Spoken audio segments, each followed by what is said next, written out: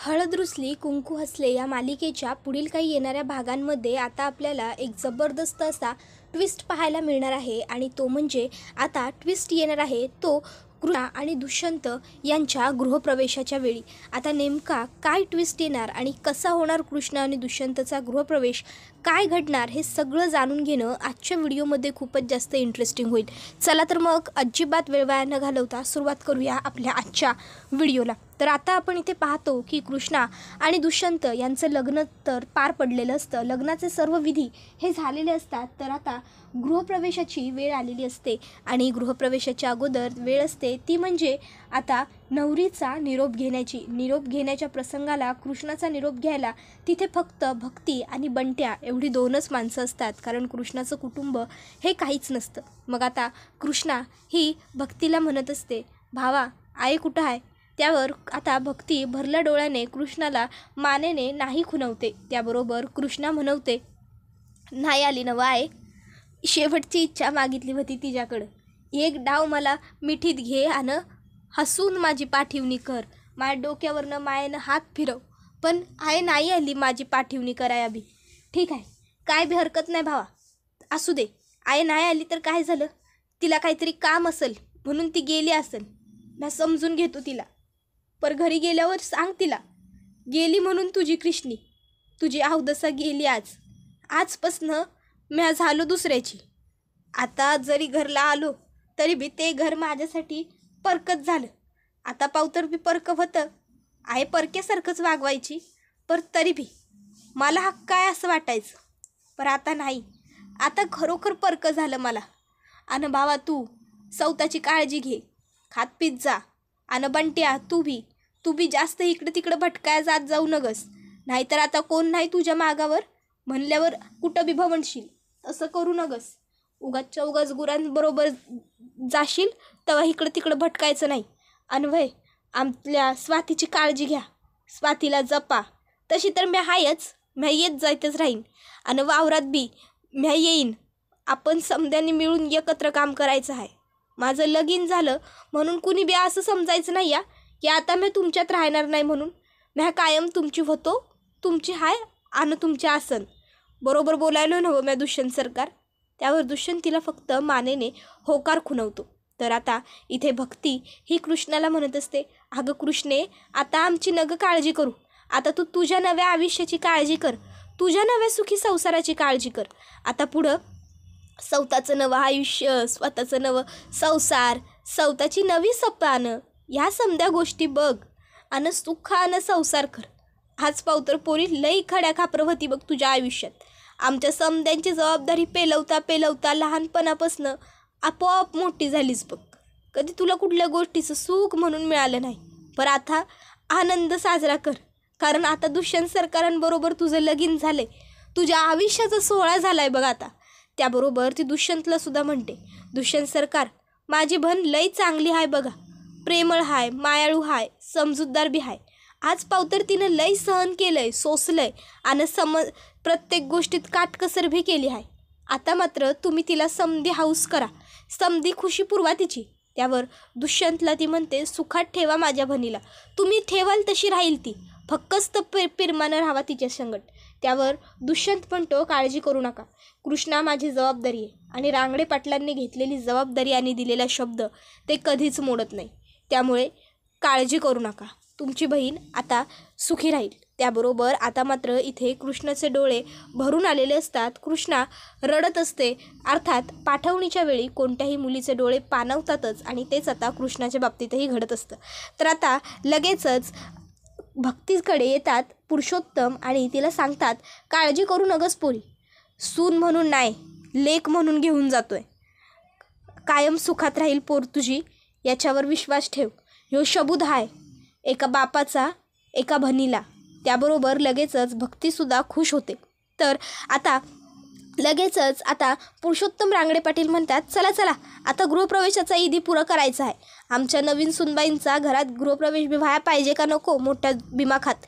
त्याबरोबर लगेचच आता कृष्णा आणि दुष्यंत ह्या दोघांना सुद्धा गृहप्रवेशासाठी दारात उभं केलं जातं आणि मग आता कृष्णा आणि दुष्यंत यांच्यासाठी आता आरतीचं ताट वगैरे आणलं जातं.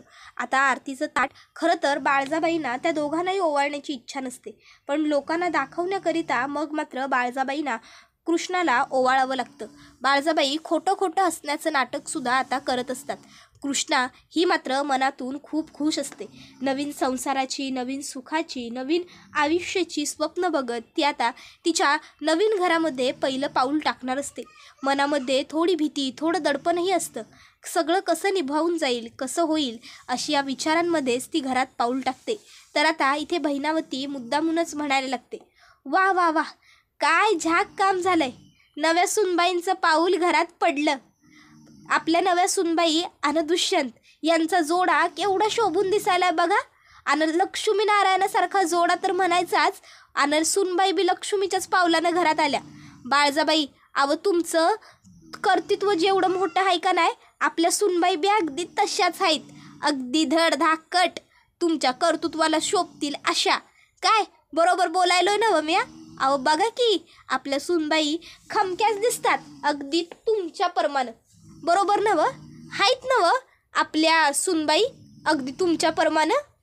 दुष्यंतला अगदी शोभतायत, नजर नग लागाय कुणाची बी. त्याबरोबर बाळजाबाईंना मात्र आता मैनावतीचा खूपच जास्त राग यायला लागतो. बाळजाबाई मैनावतीला म्हणतात, मैनावती, झालं असेल तर आता नवीन सुनबाईसनी जरा आराम करू द्या.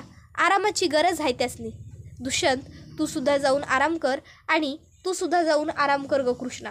तर आता दुसरीकडे इथे हिला मात्र खरं कळलेलं असतं की दुष्यंतने दुसऱ्या तिसऱ्या कोणाबरोबर लग्न केलेलं नसून कृष्णाबरोबरच लग्न केलं आहे. आणि हे कळाल्यानंतर आता पायाखालची जमीनच सरकलेली असते पूजाच्या.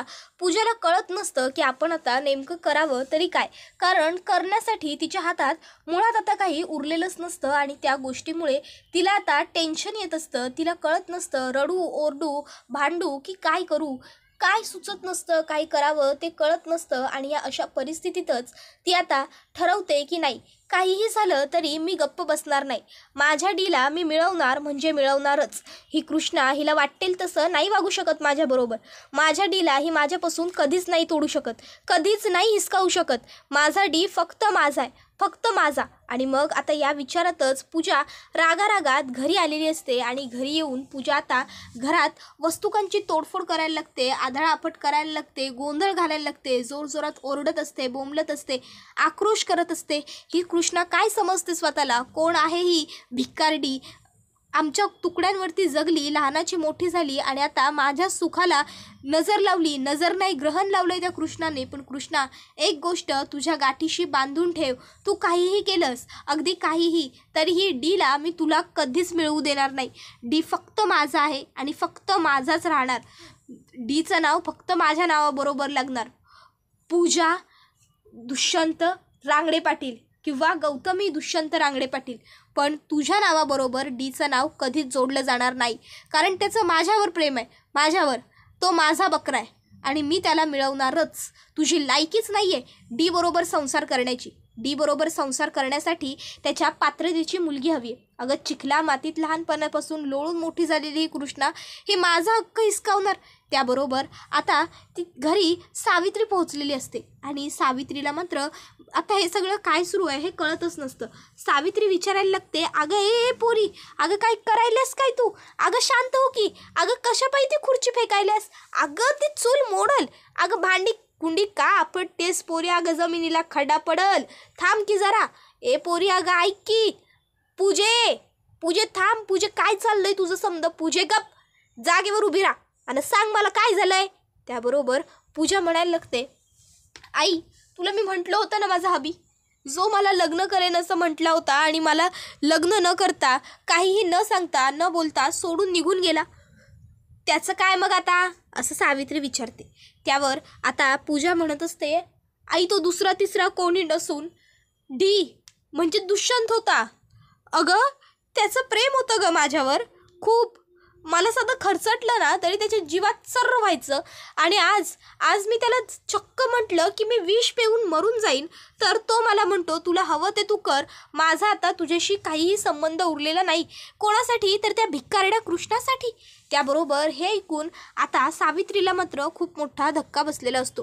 सावित्री म्हणत असते, काय म्हणजे दुष्यंत सरकारानं तू? अगं माझ्या कर्मा, हे काय झालं? पुन्हा एकदा त्या अवदशीनं तुझं नशीब चोरलं बघले की. अगं माझ्या सोन्यासारख्या फुलाचं नुकसान केलं ग बाई. आता ती सगळं हे रडत असते. तोपर्यंत त्या ठिकाणी भक्तीसुद्धा पोहोचलेली असते. आता भक्तीने हे सगळं ऐकलेलं असतं, पण भक्तीला वाटत असतं की आता ह्या पूजाने काहीसुद्धा केलं तरी फरकच पडत नाही, कारण आता दुष्यंतचं आणि कृष्णाचं लग्न तर झालेलं आहे आणि दुष्यंत सरकार काही आमच्या कृष्णीला आता असं अर्ध्यातनं सोडून देणार नाही. दुष्यंत सरकार माणूस म्हणून चांगला आहेत आणि याची मला खात्री आहे. जर त्यांनी पूजेला सोडलं असेल तर नक्कीच पूजेचंच या समद्यात चूक असेल. मग आता लगेचच पूजाला ती विचारायला लागते, दुष्यंत सरकारांनी तुला सोडलं एवढं तर तू सांगायल्यास, पर दुष्यंत सरकारांनी तुला का सोडलं ह्याचं कारण का तू सांगत नाहीस? काहीतरी तर घडलं असेलच नवं, म्हणूनच तर दुष्यंत सरकारांनी तुला सोडलं असेल की पूजे. असं काय घडलं होतं की त्यासनी तुला सोडावं लागलं? बोल की, आता गप कशा पाय राहिल्यास? बोल, गप राहू नगस. आता असं भक्ती मुद्दामूनच तिला विचारत असते, कारण तिला माहिती आहे पूजा किती नालायक आणि नीच आहे ते. पूजा पहिल्यापासून दुसऱ्याचं भलं व्हावं असा विचार कधीच करत नाही. तिला फक्त स्वतःपुरतं स्वतःचं इतकंच बघायची नेहमीची सवय झाली आहे. तर आता भक्ती म्हणत असते, पूजे अगं बोल की, तुझ्याशी बोलायलोय नवं म्या. सांग की, दुष्यंत सरकारांनी तुला सोडलं एवढं मोठं काय घडलं होतं तुम्हा दोघांमध्ये? त्याबरोबर आता दुसरीकडे आपण पाहतो की दुष्यंत आणि कृष्णाचा गृहप्रवेश झालेला असतो. दुष्यंत हा आता त्याच्या खोलीमध्ये आलेला असतो आणि खोलीत आल्याच्यानंतर आता दुष्यंतला पूजाने तिथे जो काही ड्रामा क्रिएट केला होता तो सर्व आठवायला लागतो. त्याला आठवत असतं की ती त्याला म्हणत होती, डी माझं तुझ्यावर खरोखर खूप प्रेम आहे, मी तुझ्याशिवाय नाही राहू शकत, तुझ्याशिवाय नाही जगू शकत, तुझ्याशिवाय मुळात माझ्या आयुष्याला काही अर्थच नाही आहे, तू नाही तर मी काहीच नाही आहे. डी मला हवा आहेस तू, माझ्या आयुष्यात हवा आहेस तू, तू नसशील ना तर मी स्वतःला संपवून घेईन, तू हवास मला, तू नसताना मी काहीच नाही करू शकत. डी प्लीज मला सोडून जाऊ नकोस. डी तू फक्त माझा आहेस, फक्त माझा. त्यावेळेस दुष्यंत तिला म्हणाला होता की असं काहीही नाही आहे, कळलं तुला? ज्या मुलीने मला फसवलं त्या मुलीसाठी माझ्या मनात काडी मात्र सुद्धा जागा उरलेली नाही आहे. त्यामुळे आता तू जगलीस काय आणि काही केलंस काय तरी माझा त्याच्याशी काही संबंध नाही आहे. तुला जे हवं आहे ते तू करून घे गौतमी, प्लीज माझ्या पाठी पुन्हा येऊ नको, आय हेट यू. आणि मग डी तिकडनं निघाला होता. त्यावेळेस हे सगळं बोलताना, हे सगळं करताना त्यालासुद्धा खूप त्रास झाला होता, पण आईने जे काही शब्द दिले होते त्यामुळे त्याने हे सगळं केलं होतं. तर आता इथे कृष्णा आणि दुष्यंत यांचा गृहप्रवेश पार पडलेला असतो आणि कृष्णाला आता त्यांचा गृहप्रवेशाचा प्रसंग आठवत असतो. कृष्णा आता तो प्रसंग आठवत असते आणि मनातल्या मनात खुश होत असते. तिला आठवत असतं तिने उखाणा घेतलेला असतो गृहप्रवेशाच्या वेळी, कपाळाला बाशिंग हातात हिरवा चुडा, कपाळाला बाशिंग हातात हिरवा चुडा, नेसले मी पिवळा शालू, पायात जोडवी, ही आहे सौभाग्याची खून, ही आहे सौभाग्याची खून, नाव घेते दुष्यंत सरकारांचं रांगडे पाटलांची सून, नाव घेते दुष्यंत सरकारांचं रांगडे पाटलांची सून, सुखाने हो संसार दुष्यंत कृष्णाचा आयुष्याहून. आता कृष्णाने हे जे काही नाव घेतलेलं असतं ते खूपच जास्त सुंदर असतं आणि त्यावेळेस सगळ्यांनी टाळ्या वाजवलेल्या असतात, तर दुष्यंत फक्त तिच्याकडे बघत राहिलेला असतो. मग तिला दुष्यंतने घेतलेला उखाणासुद्धा आठवतो. दुष्यंत उखाण्यात म्हणालेला असतो, स्वप्न होती माझी थोडी वेगळी, स्वप्न होती माझी थोडी वेगळी, पण आईच्या इच्छेखातर बायको म्हणून हातात हात घेतला कृष्णाचा. आता हा उखाणा कृष्णाला आठवतो आणि वाटतं दुष्यंत सरकारांनी माझ्याबरोबर लगीन फक्त बाळजाबाईंचा शबूत मोडू नये म्हणून तर केलं नसेल ना, खरोखर त्यांनी बी मला बायको म्हणून मनापासून स्वीकारलं असेल नवं. आता काय बी झालं तरी तेच माझं मालक आहेत आणि म्या त्यांची कारभारीन, आता मला त्यांचं मन जिंकायचं आहे.